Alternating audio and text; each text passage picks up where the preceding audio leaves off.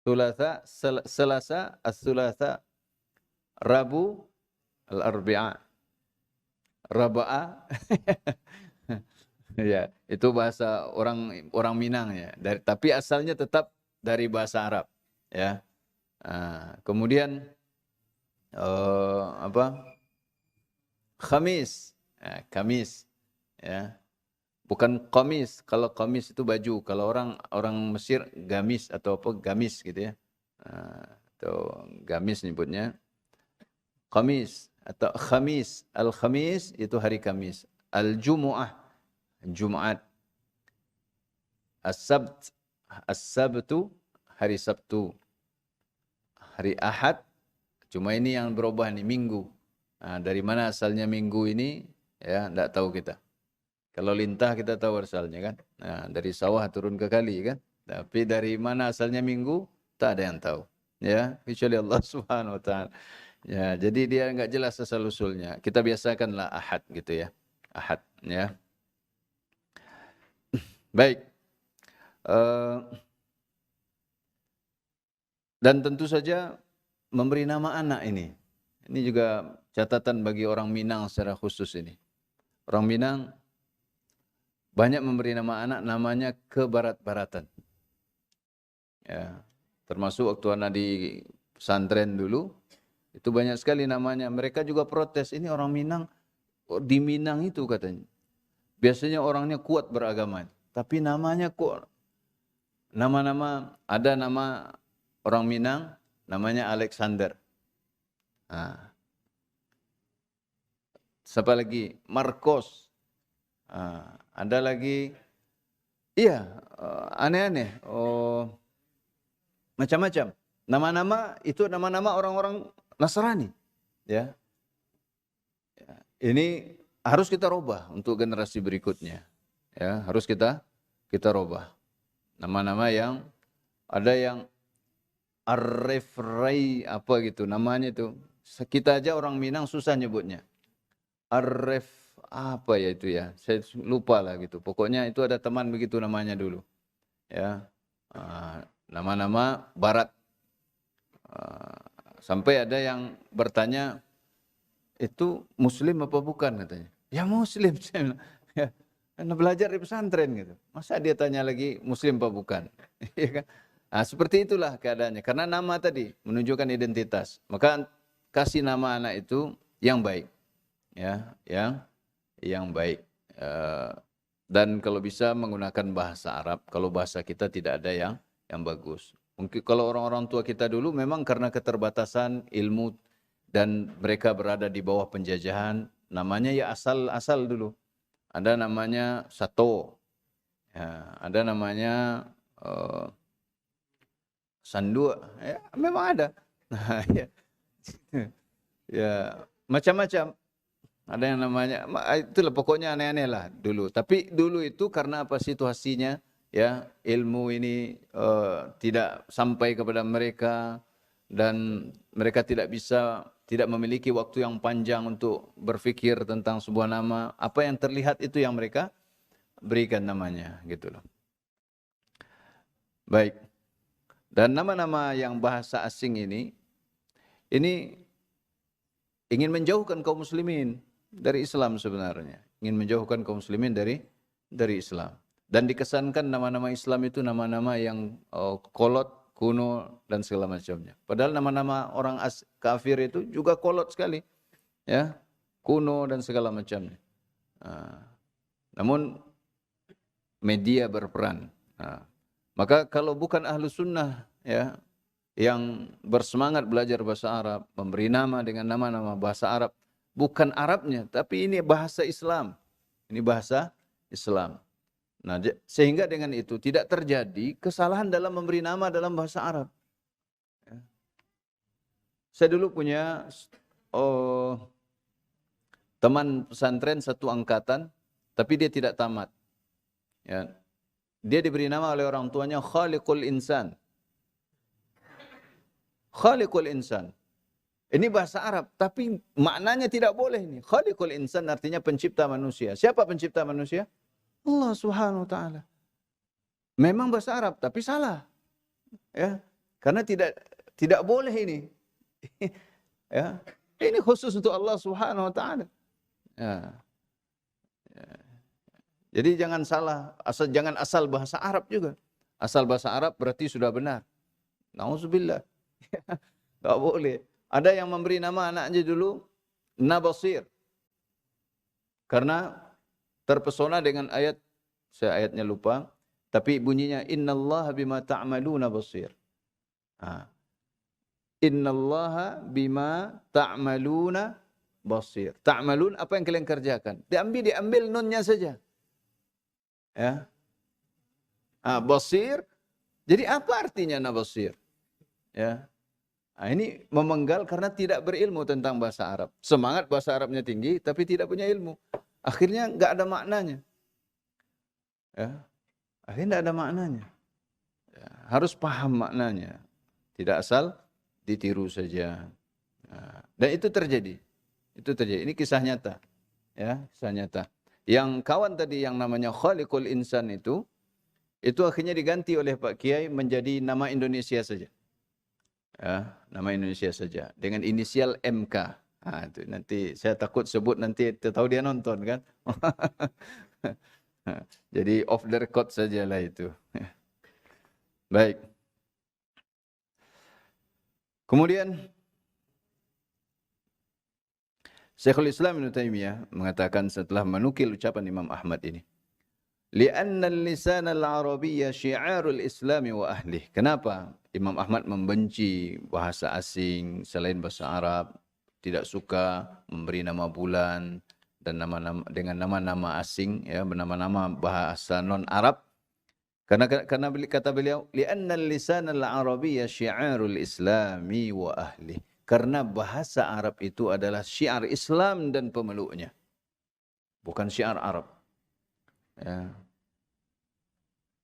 Dan bahasa yang satu-satunya terjaga kemurniannya sampai sekarang itu hanya satu bahasa Arab.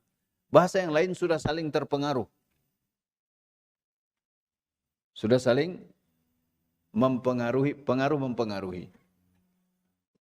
Adapun bahasa Islam, bahasa Arab itu yang aslinya di zaman Nabi SAW sampai sekarang ini terpelihara. Kenapa? Allah menjaga Al-Quran. Allah menjaga sunnah. Sehingga keaslian itu tetap terpelihara. Hanya saja sekarang ketika umat Islam mulai jauh dari bahasa Arab, hanya sebagian kecil yang tetap melihara, itu para ulama dan para penuntut ilmu. Makanya tidak baik kalau belajar nanti ke Timur Tengah, malah pandainya bahasa Amiyah. Itu nggak ada gunanya itu. Ya. Lalu bahasa fushanya, bahasa yang asli, yang fasihnya ditinggalkan, na'udzubillah. Ya. Percuma kalau ke sana hanya untuk belajar bahasa Amiyah. Ya. Lalu tidak belajar bahasa Arab yang fusha, tidak paham ilmu-ilmu Islam. Baik. Artinya, kemudian beliau melanjutkan, wal lughatu min a'zami sya'airil umamil lati biha yatamayyazun. Dan bahasa itu adalah termasuk syiar yang paling besar atau paling agung setiap umat. Ya. Semua umat memiliki syiar dan salah satu syiar yang paling agung dari suatu umat adalah bahasa. Yang dengannya mereka menjadi berbeda dari yang lain sehingga jelas identitasnya. Ya.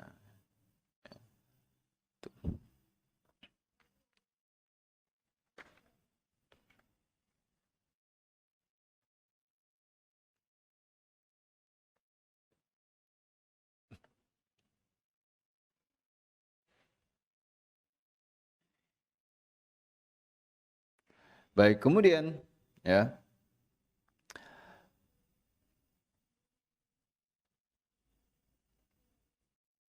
Kenapa Imam Ahmad membenci nama-nama dengan bahasa selain bahasa Arab? Ya. Ada dua sebab, ya. Pertama, jika orang yang memberi nama atau menyebutkan atau berbicara tersebut tidak mengetahui makna dari nama tersebut, maka bisa jadi nama itu diharamkan. Ya. Karena suatu yang tidak diketahui maknanya, bisa saja maknanya itu berbahaya. Berbahaya secara akidah. Ya. Maka diharamkan memberi nama dengan nama yang tidak jelas maknanya. Ya. Memberi nama dengan nama yang tidak jelas maknanya.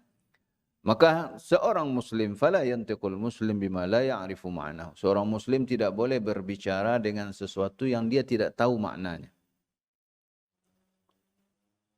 Tidak boleh berbicara dengan sesuatu yang dia tidak tahu maknanya.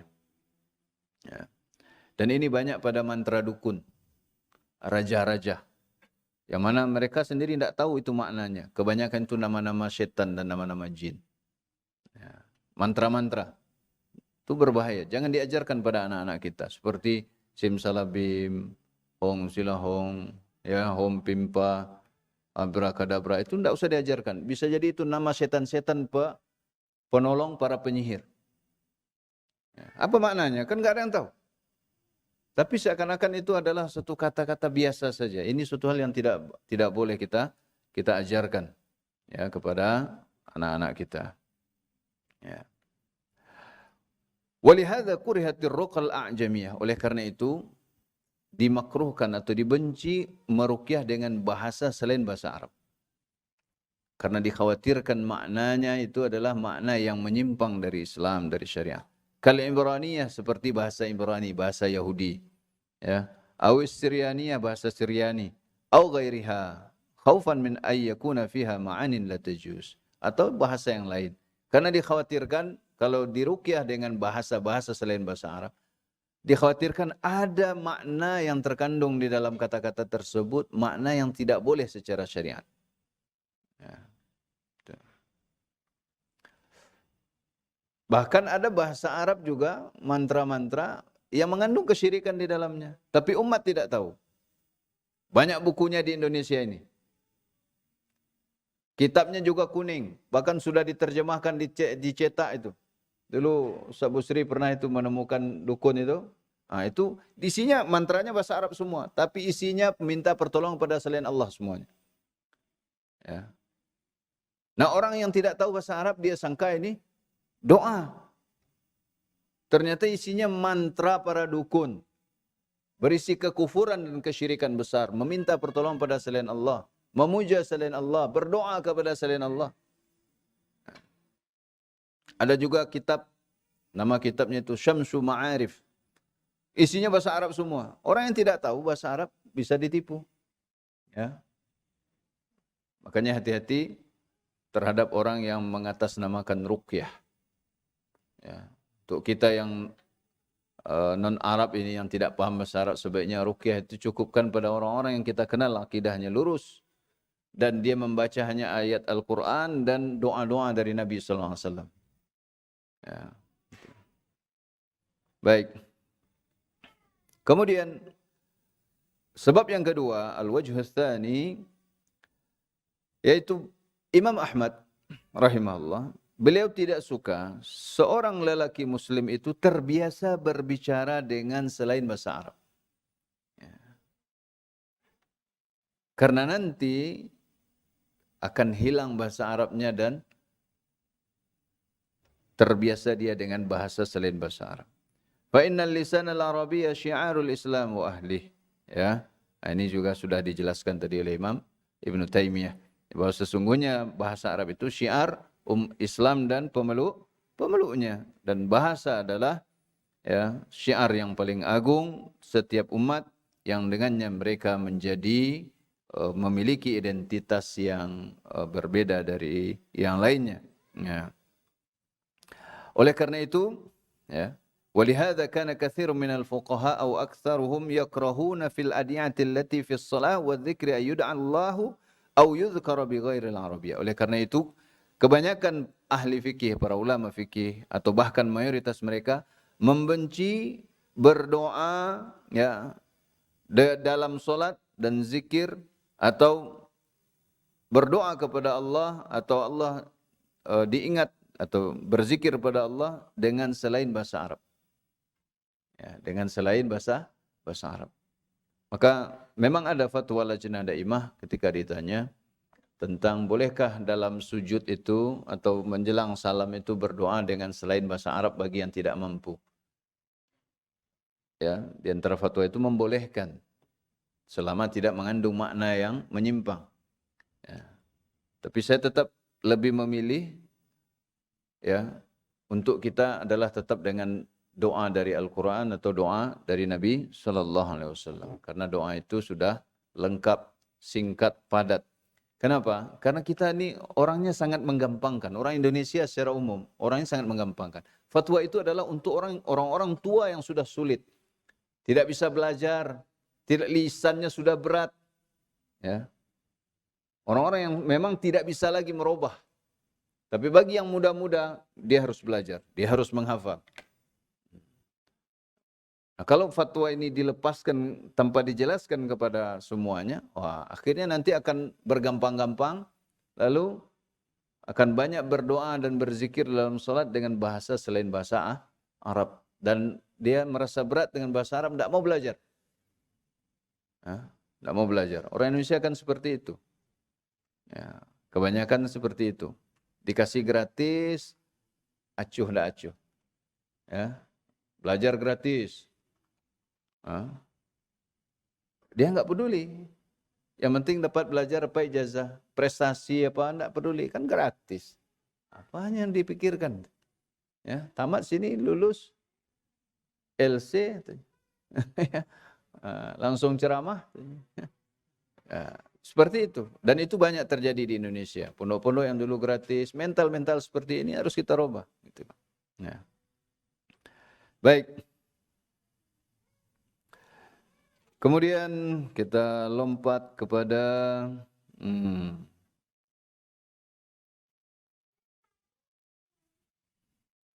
nah ini penjelasan dari Ibnu Taimiyah ya. Dalam halaman 76, kullu ismin majhulin falaysa li ahadin ay yarqa bihi aw ay yarqiya bihi fadlan an ay yad'uwa bihi walau 'urifa ma'nahu li'annahu yukrahu ad-du'a bi ghairi al-arabiyyah. Ya, wa inna ma yurakhassu liman la yuhsinul arabiyyah fa amma ja'lul alfazil ajamiyyah syi'aran falaysa min dinil Islam. Ya, setiap nama yang tidak diketahui ya, majhul, sesuatu yang tidak dikenal, tidak diketahui maknanya atau tidak dikenal oleh kaum muslimin, maka tidak boleh seorang pun meruqyah dengannya. Ya seperti tadi, kata-kata abrakadabra, simsalabim dan segala macamnya. Fadlan an ayyad'u bihi, apalagi ya berdoa dengan kata-kata yang tidak dikenal ini. Ya. Walau urifa ma'nahu, walaupun maknanya dikenal atau diketahui. Bahasa yang non Arab. Li'annahu yukrahu ad-du'a bi ghairi al-arabiyyah, karena makruh berdoa dengan bahasa selain bahasa Arab. Wa inna ma yurakhas, sesungguhnya berdoa dengan bahasa selain bahasa Arab itu merupakan rukhsah, keringanan. Liman la yuhsinul arabiyyah, bagi orang yang tidak bisa berbahasa Arab. Dalam arti tidak bisa lagi belajar. Ya. Tak pandai le tu, teka orang gaya-gaya awak. Ya. Lah barik lidah tu. Lidah itulah lah barik untuk beraja. Adapun yang muda-muda, anak-anak kita ni apalagi Masya Allah sekarang. Ya. Mereka sudah hafal hadis sekian, hafal ini Masya Allah. Lidahnya itu mudah dibentuk Insya Allah. Ya. Adapun fa'amma ja'lul alfazil ajamiyah syi'aran, adapun menjadikan lafaz-lafaz non-Arab sebagai syiar, ya, menjadi istilah dalam agama, na'udzubillah. Ini orang-orang sepilis ini. Ya, mereka merubah-rubah istilah Islam. Ya, mengutak-atik kandungan istilah yang sudah baku dalam Islam untuk merancukan kembali akidah Islam ini, untuk mengkaburkan kebenaran Islam. Ya. Mereka bermain retorika bolak-balik ya, dengan kata-kata yang entah dari mana asal usulnya. Itulah akibat belajar pada orang kafir. Ya. Falaisa min dinil Islam, menjadikan bahasa non-Arab sebagai syiar Islam itu bukan bagian dari Islam. Bukan bagian dari dari Islam. Ya. Maka jangan bangga ya, merubah-rubah istilah Islam ke dalam istilah-istilah non Arab, karena itu ada merusak makna dan merusak jiwa keislaman kita. Ya. Kemudian beliau menukil atau mengomentari ucapan Imam Syafi'i yang kita sampaikan pada minggu yang lalu. Faqad kariha asy-Syafi'u liman ya'rifu al-Arabiyya ay yusammiya bi ghairiha. Imam Syafi'i membenci orang yang tahu atau yang pandai bahasa Arab untuk memberi nama dengan selain bahasa Arab. Wa ay yatakallama biha khalitan laha bil ajamiyah. Dan beliau juga tidak suka orang yang pandai bahasa Arab berbicara dengan bahasa Arab dicampur dengan bahasa non-Arab. Sekarek balui, sekarek ula, kalau istilah kita. Lihat bahasa Minang kita. Bahasa Minang kita yang santun dan itu sudah lenyap. Padahal orang-orang tua kita masih hidup. Yang umurnya kepala 4 mungkin masih ingat dulu itu. Gimana orang-orang tua berbicara. Nenek saya dari ibu itu bercerita kalau dahulu berbicara kepada orang-orang yang dimuliakan itu, bertemu di pasar atau apa, itu memanggilnya dengan panggilan hormat. Misalnya bertemu dengan kakek saya dari bapak, dan kakek ini seorang ulama di kampung. Kakek dari ibu juga seorang ulama. Nah kalau bertemu itu di jalan, Assalamualaikum. Tanyanya, menyebutnya tuan. Pakai, kalau sekarang kan enggak. Sama saja. Sama data saya pematang di sawah. Ya. Nan dihormati kini nampiti banyak. Ya. Orang berilmu tak dianggap lagi. Kalau dulu orang menyebut, kemana tuan? Ba'akabah tuan? Memang dimuliakan gitu. Bahasanya. Sekarang bahasa itu sudah hilang. Tidak ada lagi. Ya. Baik. Wa hadzal ladzi qalahu al-a'immah ma'thurun 'ani as-sahabah wat tabi'in. Dan inilah yang diucapkan oleh para imam-imam merupakan asar dari para sahabat dan para tabi'in.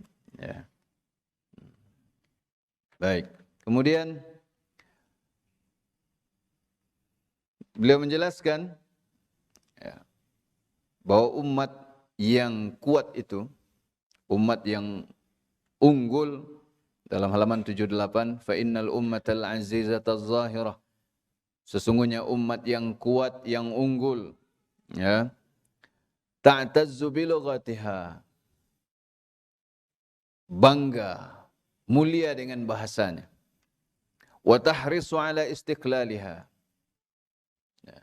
Dan sangat ingin istiqlalihal lughawi, sangat menjaga kemerdekaannya secara bahasa. Kemerdekaan secara bahasa. Kama tahrisu ala istiqlaliha al-askari wal iktisadi sawaan. Sebagaimana mereka juga sangat ya ingin merdeka secara militer dan secara ekonomi. Jadi kesungguhan umat yang kuat itu adalah terlihat juga pada bagaimana mereka menjaga bahasa mereka. Tidak dibiarkan bahasa asing menjajah sehingga itu merusak ideologi mereka. Ini umat yang kuat. Wa tahtarimu qawaninaha al-lughawiyyah wa tatamassaku biha. Dan umat yang kuat ini, yang unggul ini, menghormati, menghargai ya aturan-aturan bahasanya dan berpegang teguh dengan aturan tersebut. Dan sekarang sudah muncul bahkan pada bangsa Arab, orang tak lagi peduli dengan aturan-aturan bahasa Arab itu sendiri. Sama kita juga. Maka ini perjuangan para ulama menjaga kemurnian bahasa Arab ini sangat berat. Dan kita di Indonesia bagaimana memasyarakatkan kembali bahasa Arab ya, sebagai bahasa Islam ya, bukan karena Arabnya semata, tapi karena dia adalah bahasa Islam, bahasa agama kita ya. Baik. Sebaliknya, wal ummatu dzalilah, umat yang hina, tufarritu fi lughatiha, mengabaikan bahasanya. Tidak peduli. Bangga dengan bahasa orang lain. Bukan bahasa agamanya, bukan bahasa akidahnya. Hatta tusbiha ajnabiyatan anha, sampai bahasanya sendiri menjadi asing baginya.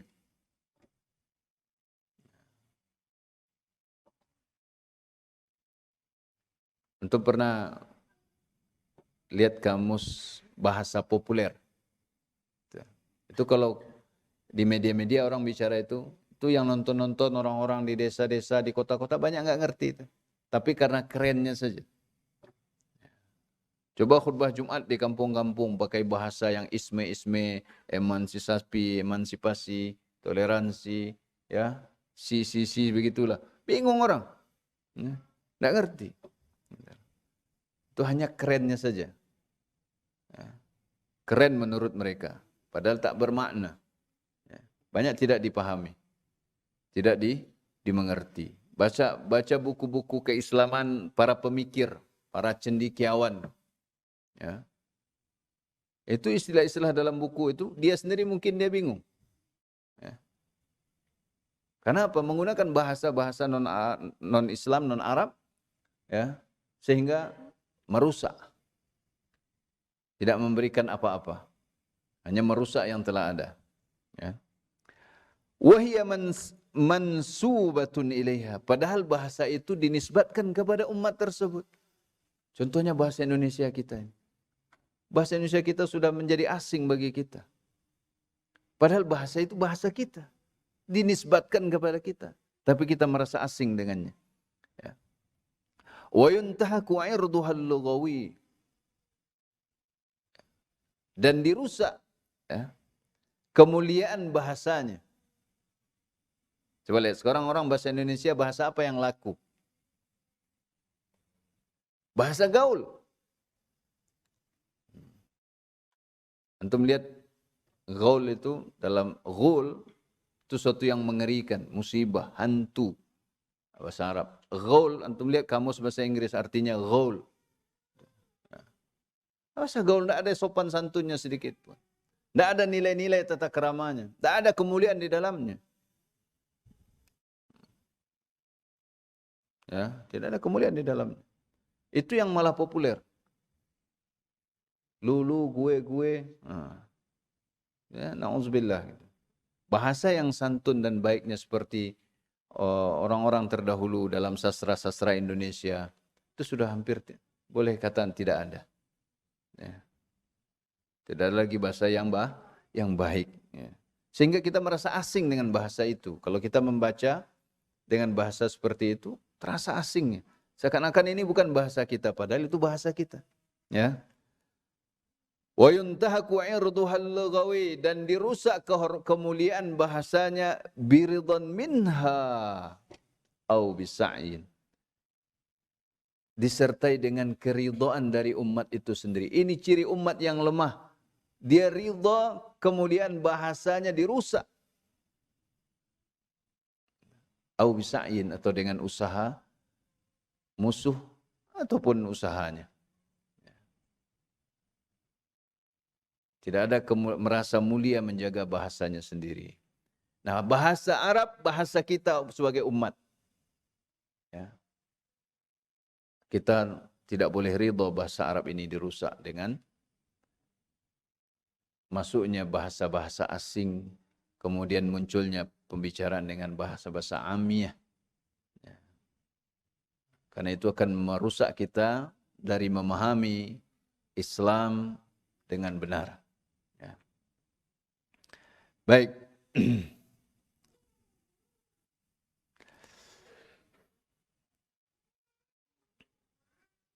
Kemudian beliau menukil bahwa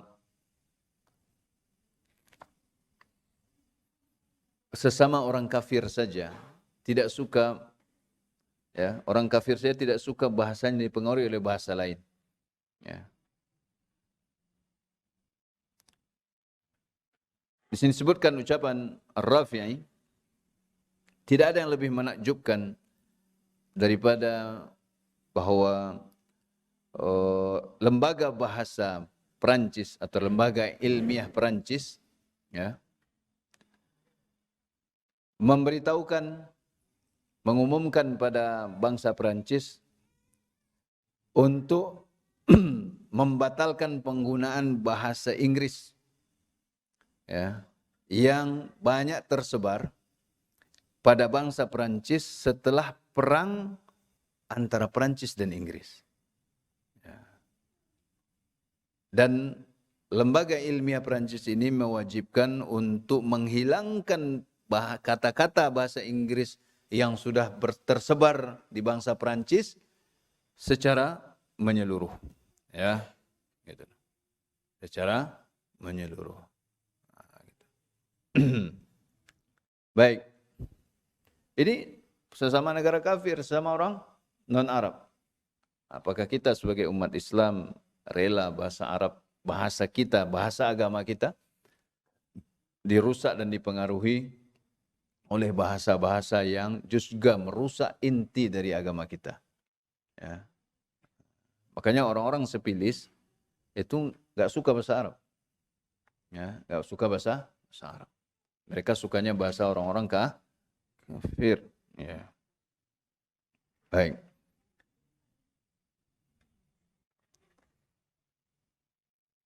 Baik, kemudian ya, para penjajah ya, kenapa mereka berusaha memasyarakatkan bahasa mereka? Ya. Itu ada 3 tujuannya. Pertama, ya, halaman 81 ya. Yang pertama, fahabsu lughatihim fi lughatihi sijnan mu'abbadan. Untuk apa? Untuk memenjara bahasa orang yang dijajah, dan mayoritas negara yang dijajah pada abad 20 itulah negara-negara kaum muslimin. Tujuannya adalah untuk memenjarakan bahasa asli penduduk tersebut di dalam bahasa para penjajah ini. Ya, secara terus-menerus sijnan mu'abbadan. Kalau bisa selamanya gitu, ya. Mereka inginnya seperti itu. Itu tujuannya pertama. Wa amma tsani fal hukmu ala madihim bil qatl mahwan wa nisyan. Untuk apa? Untuk mematikan sejarah masa lampau bangsa tersebut. Ya. Dihapus dan dibuat generasi sekarang itu lupa akan sejarah tersebut. Nah, kita juga sudah mulai seperti itu, orang Indonesia nih. Kita seakan tak peduli dengan sejarah ya, bangsa kita, bagaimana perjuangan berlepas diri dari penjajah. Setelah merdeka kita menikmati kemerdekaan yang diperjuangkan dengan darah, harta dan segalanya oleh para pendahulu kita. Yang mana mereka yang berjuang ini adalah orang-orang Islam. Ya. Sekarang malah kita mencintai para penjajah kita. Malah kita ingin meniru bahasa penjajah kita. Hukum kita hukum penjajah kita.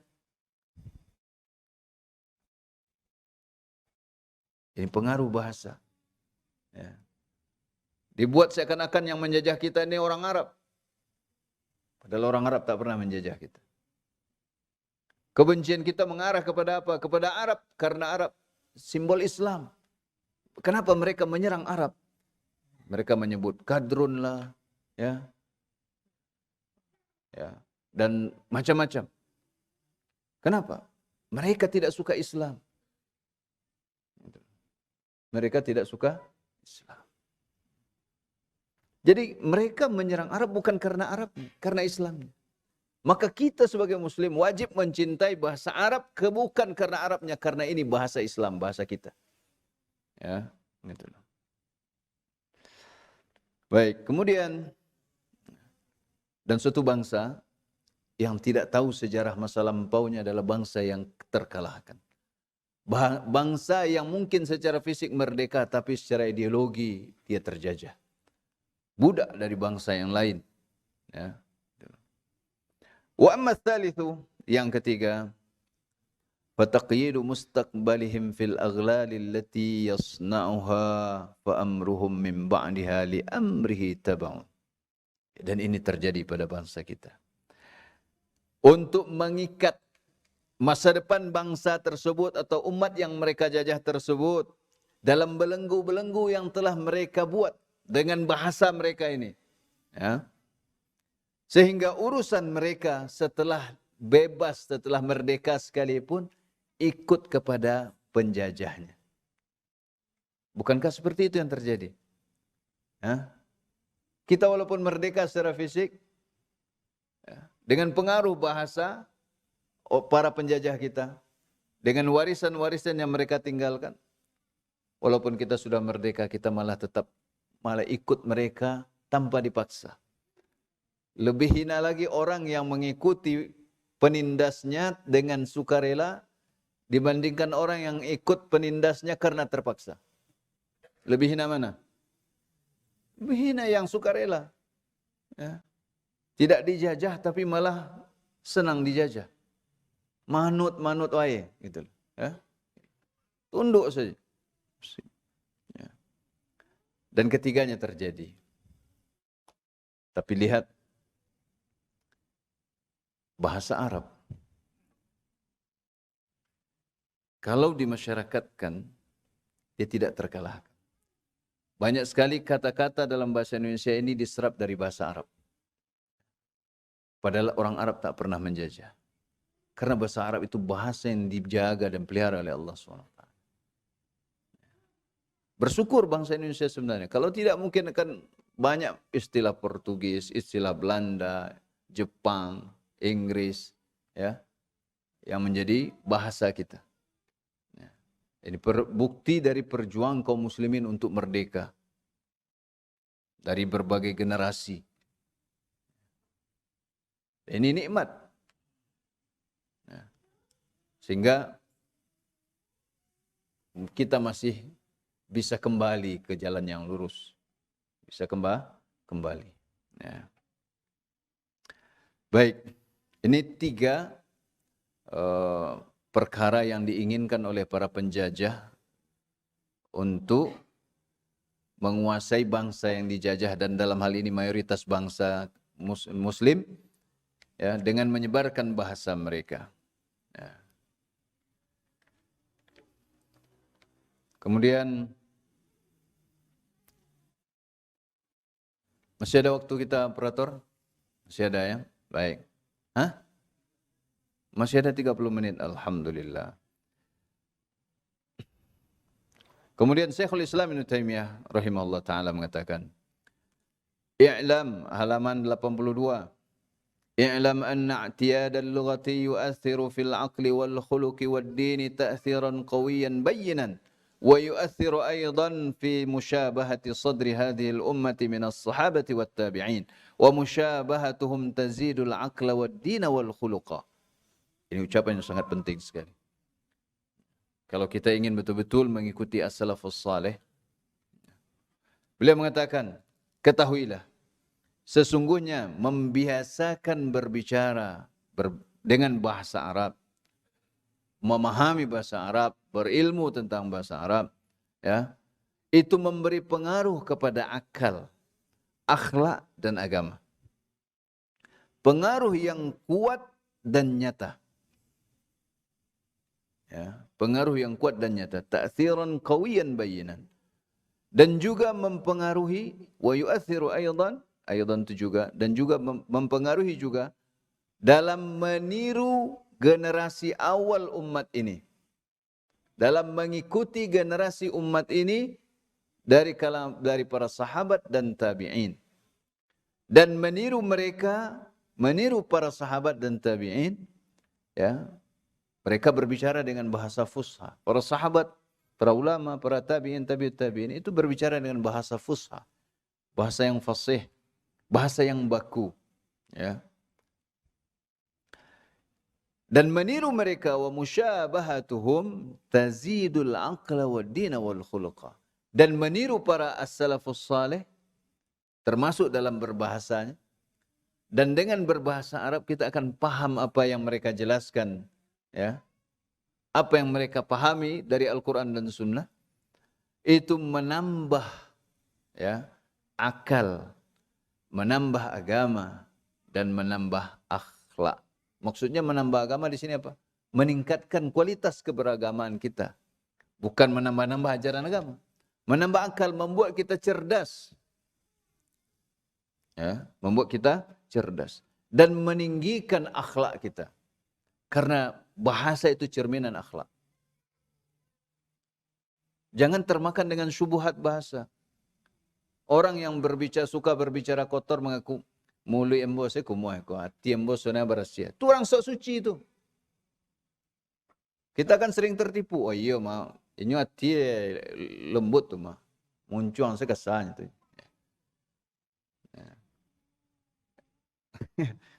Apa namanya itu? Apa namanya itu? Ya kalau bahasa Indonesianya apa tuh? Teko itu apa yang ada di dalamnya itu yang keluar. Begitu juga di sini. Kalau hatinya bersih, kata-katanya juga bersih. Ya. Nah, orang yang suka berbicara seperti itu, berbahasa yang tidak baik, berbahasa yang kotor, lalu mengaku diri hatinya bersih, dia orang sok suci itu. Nah, ya, orang yang sok suci. Ya. Mempengaruhi akhlak, iya. Lihatlah orang yang akhlaknya buruk, bahasanya juga buruk. Lihat suami-suami yang kasar. Ya. Bahkan sebagian ada yang suka berkata kotor kepada istrinya, bacarui. Ya. Padahal ngakunya sudah ngaji. Ada. Itu menandakan akhlaknya buruk. Maka bahasa yang baik itu cerminan dari akhlak. Dan meniru para sahabat, dan mereka adalah generasi terbaik dalam agama, dalam akhlak, dalam segala hal mereka generasi terbaik. Maka itu akan meningkatkan akhlak kita menjadi akhlak yang mulia. Meningkatkan agama kita, kualitas kita beragama. Karena mereka memiliki pemahaman yang benar. Dan mereka juga memiliki akal yang cerdas. Antum kalau baca kisah-kisah para sahabat, bagaimana cerdasnya mereka. Para tabi'in, para tabi'in, para imam-imam. Baca kitab umat Islam, itu tidak ada habisnya kecerdasan itu. Kenapa? Mereka menggalinya dari Al-Quran dan Sunnah. Menggalinya dari Al-Quran dan Sunnah. Maka ulama-ulama ahlu sunnah, ulama-ulama yang cerdas. Seperti mungkin antum tadi dengar ya, dari tadi kok Syekhul Islam Ibnu Taimiyah, Syekhul Islam Ibnu Taimiyah, Syekhul Islam Ibnu Taimiyah. Apa tidak ada yang lain Ustaz? Kan?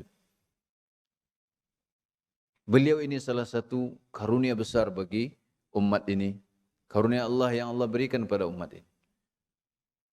Beliau ini sampai dalam ilmu apa saja. Kalau beliau berbicara di hadapan orang spesialis suatu ilmu, seakan-akan beliaulah satu-satunya spesialis tersebut. Para spesialis ini lenyap. Begitu hebatnya, maka beliau dijuluki Syekhul Islam. Seluruh kelompok sesat menyimpang itu benci kepada beliau. Kenapa? Semua penyimpang mereka bisa beliau bantah. Maka beliau punya kitab apa tuh? Majmu' Fatawa. Ibnu Taimiyah itu luar biasa. Nampak kecerdasan yang dibangun di atas Al-Quran dan Sunnah dan pemahaman para sahabat, tabi'in dan tabi'in. Ya. Sehingga apapun macam-macam syubhat itu, beliau bisa jelaskan. Beliau bisa bantah. Kenapa? Beliau mengikuti as-salafus salih. Beliau menjaga kemurnian bahasa Arab ini. Sehingga akal itu cerdas. Ya. Dan bisa antum lihat juga para ulama-ulama kita zaman sekarang ini. Ya. Makanya ulama Ahlussunnah itu dibenci oleh seluruh kelompok. Kenapa? Mereka bisa membantah kesesatan seluruh kelompok. 72 lawan 1. Ya. Gitu. Dan yang menang 1. Yang selamat yang 1 tersebut. Gitu. Baik.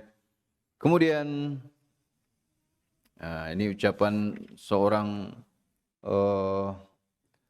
uskup di Spanyol ya, di Cordoba. Ketika Spanyol di bawah kaum muslimin dulu selama 800 tahun itu. Uskup Alfaro namanya. Ya. Pada halaman 84 kita bacakan sebagian saja ucapan beliau. Dan ini juga menjadi tren di Eropa pada masa kejayaan Islam itu. Beliau mengatakan, ya saya terjemahkan saja. Sungguhnya kita tidak melihat selain pemuda-pemuda Nasrani, Masihiyin, ya orang-orang Nasrani maksudnya, mereka berpetualang dengan penuh cinta menggunakan bahasa Arab. Ya. Itu orang-orang Nasrani, pemuda-pemuda Nasrani dulu di Eropa, termasuk Spanyol, Perancis, mereka itu sangat suka dengan bahasa Arab. Mereka mencari kitab-kitab berbahasa Arab dan membelinya. Dan mereka mempelajarinya dengan penuh kecintaan. Ya. Wa yadrusunaha fi syaghafin. Mereka bukan Muslim. Ini pemuda-pemuda Nasrani di Spanyol dulu, di Cordoba. Antum pernah dengar Imam Al-Qurtubi? Al-Qurtubi itu Cordoba.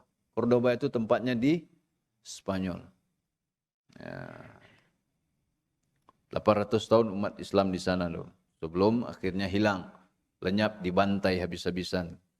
Keluar dari Spanyol atau mati. Kalau tidak mau mati, pindah jadi Nasrani. Ya. Baik.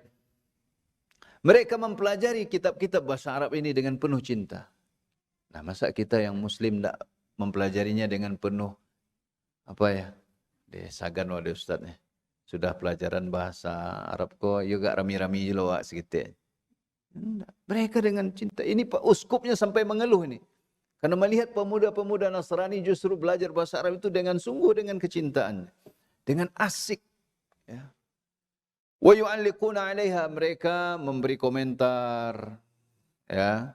Wa yatahaddatsuna biha, dan berbicara dengan bahasa Arab fi talaqatin, dengan lancar.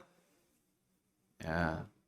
Wa yaktubuna biha fi jamalin wa balaghatin, mereka menulis, pemuda-pemuda Nasrani ini menulis bahasa Arab ya dengan bahasa yang indah dan sesuai dengan balaghahnya, ya, ucapan yang baligh, menguasai ilmu balaghahnya.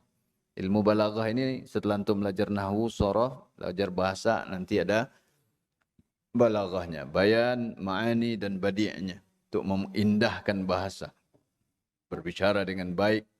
Dan semua ilmu bahasa Arab ini sumbernya Al-Quran dan sunnah Nabi sallallahu alaihi wasallam, ya. Wa yaquluna fiha syi'ra fi riqqatin wa anaqah, mereka membaca, mengucapkan syair bahasa Arab ya dengan ringannya dan dengan indahnya, dengan mudahnya, dengan indahnya. Nah, apalagi kita nih sebagai Muslim harusnya lebih daripada mereka, ya. Ya lal huzni, oh betapa menyedihkannya. Ini Uskup Cordoba ini sedih melihat pemuda Nasrani asik berbahasa Arab. Ya. Kata, yajhaluna kitabahum wa qanunahum wa latiniyatahum. Pemuda-pemuda Nasrani ini bodoh tentang kitab suci mereka. Mereka tidak tertarik belajar kitab Injil mereka. Bodoh tentang undang-undang mereka, kanun. Walatiniyatahum, dan mereka tak paham lagi bahasa Latin dan tulisan Latin mereka. Ya. Mereka bodoh tentang itu. Wa yansawna lughatahum nafsaha, mereka bahkan lupa dengan bahasa induk mereka, bahasa ibu mereka. Bahasa Spanyolnya. Pada masa itu ya. Wala yakadul wahidu minhum yastati'u an yaktuba risalatan ma'qulatan li akhihi musalliman alaih. Bahkan tidak ada seorang pun di antara mereka ya yang bisa, atau hampir saja seseorang dari mereka tidak bisa menulis sebuah surat yang masuk akal. Masuk akal tentu menurut agama mereka, ya. Tidak mampu, ya. Hampir-hampir tidak bisa menulis sebuah surat yang masuk akal untuk saudaranya dengan mengucapkan salam kepadanya dengan bahasa Latin. Ini begitu hebatnya pengaruh bahasa Arab pada orang-orang Spanyol saat itu, sampai yang Nasrani pun menyukai bahasa Arab. Ya. Itu para pemudanya. Wa tastati'u, sementara engkau bisa. Ini surat dia kepada temannya nih, curhatnya dia kepada temannya. Wa tastati'u an tajida jam'an la yuhsa yuzhiru tafawwuqahu wa tamakkunahu min al-lughatil arabiyyah. Sementara engkau bisa mendapatkan jumlah yang banyak. Pemuda-pemuda Nasrani dalam jumlah yang banyak, ya, yang bahkan tak bisa dihitung saking banyaknya pada zaman itu. Yang mana mereka menampakkan keunggulan mereka dan kekokohan mereka dalam berbahasa Arab.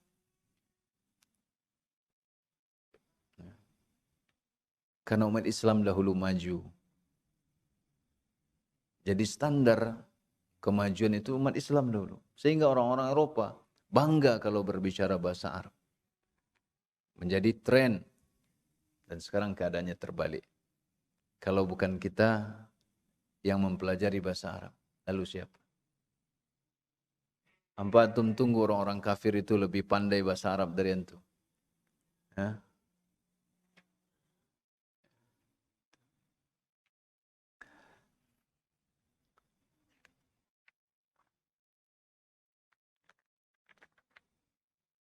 Baik. Kita cukupkan dulu sekian karena ternyata sudah hampir 9:30 ya. Insyaallah minggu depan terakhir ya. Semoga ada bangkit hamasah, semangat untuk belajar bahasa Arab dan menyadari belajar bahasa Arab itu bukan gagah-gagahan tapi ikhlaskan karena Allah, niatkan untuk beribadah, untuk memahami bahasa Islam, antum akan diberikan kekuatan oleh Allah Subhanahu wa taala dan jalan yang buntu masuk ke otak antum insyaallah Allah akan bukakan. Allah berikan pemahaman sehingga dengan itu kita akan merasakan nikmatnya berislam ya secara totalitas. Demikian, mohon maaf, barakallahu li wa lakum. Subhanakallahumma bihamdika asyhadu an la ilaha illa anta astaghfiruka wa atubu ilaik. Wassalamualaikum warahmatullahi wabarakatuh.